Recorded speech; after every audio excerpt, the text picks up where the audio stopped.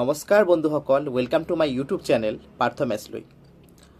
এই ভিডিঅ'টিত আছে অৰুণোদয় আঁচনিৰ লগত জড়িত এটা গুৰুত্বপূৰ্ণ ইনফৰমেশ্যন আৰু আপোনালোকৰ এটা পাৰ্টিকুলাৰ প্ৰশ্নৰ উত্তৰ। আশা ৰাখিছোঁ এই ভিডিঅ'ৰ যোগেদি মই সেই প্ৰশ্নসমূহৰ উত্তৰ দিবলৈও সক্ষম হ'ম। চ' বন্ধুসকল, সেইবাবে কাইণ্ডলি ভিডিঅ'টি স্কিপ নকৰাকৈ সম্পূৰ্ণ চাব। আৰু যিসকল বন্ধুৱে নতুনকৈ মোৰ ভিডিঅ' চাই আছে, আপোনালোকক এটা অনুৰোধ কৰিম, মোৰ ভিডিঅ'টি চোৱাৰ পাছত আপোনালোকৰ যদি মোৰ ভিডিঅ'টি ভাল লাগে আৰু আগন্তুক দিনতো মোৰ ভিডিঅ'সমূহ চাব বিচাৰে, তেনেহ'লে কাইণ্ডলি এই ইউটিউব চেনেলটি ছাবস্ক্ৰাইব কৰি ল'ব যদিহে এতিয়ালৈকে ছাবস্ক্ৰাইব কৰা নাই, আৰু লগত থকা বেল আইকনটো প্ৰেছ কৰি ল'ব। ইয়াৰ লগতে সকলো ভিউৱাৰ্ছক এটাই অনুৰোধ কৰিম, মোৰ ভিডিঅ'টি যদি আপোনালোকে ভাল লাগে কাইণ্ডলি লাইক এটা দিবলৈ নাপাহৰিব, কিয়নো আপোনালোকে দিয়া এটা লাইক মোৰ বাবে অতিকৈ গুৰুত্বপূৰ্ণ হয়। মই ইনস্পিৰেশ্যন পাওঁ সেই লাইকসমূহৰ পৰা যেন আগন্তুক দিনত আৰু ভাল গুৰুত্বপূৰ্ণ ইনফৰমেটিভ ভিডিঅ' প্ৰস্তুত কৰি আনিব পাৰোঁ আপোনালোকৰ বাবে।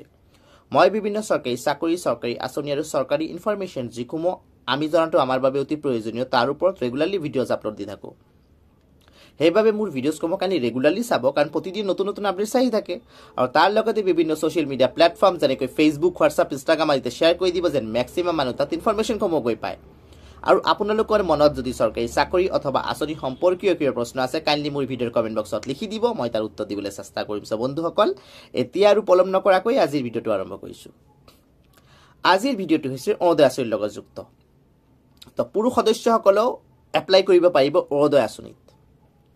চ' এই কথাটো শুনাৰ লগে লগে বহুতৰ মনত প্ৰশ্ন আহি যাব যে অৰুণোদয় আঁচনিটো হৈছে মহিলাসকলৰ বাবে, তেনেহ'লে পুৰুষসকলে কেনেকৈ এপ্লাই কৰিব পাৰিব?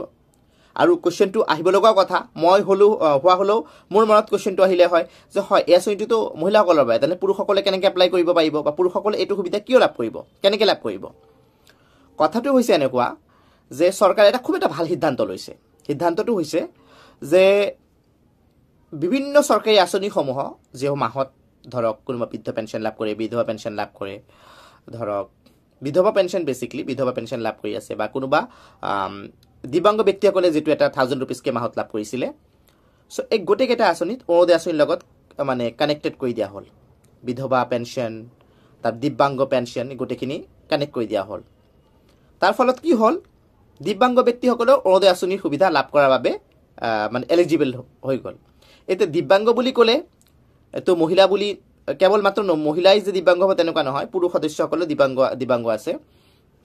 তেওঁলোকে কি কৰিব, এতিয়াৰ পৰা তেওঁলোকে কি কৰিব, অৰুণোদয় আঁচনি চিমিলাৰ প্ৰচেছত এপ্লাই কৰিব পাৰিব, আৰু তেওঁলোকে অগ্ৰাধিকাৰো লাভ কৰিব। কাৰণ এই আঁচনিটো বিধৱা মহিলাসকলৰ বাবে, দিব্যাংগ ব্যক্তিসকলৰ বাবে, বিবাহ বিচ্ছেদ হোৱা মহিলাসকলৰ বাবে, বা বিয়া হোৱা নাই 45 ইয়াৰ্ছৰ ওপৰত হৈ গৈছে তেওঁলোকৰ বাবে বেচিকলি এই স্কিমটো।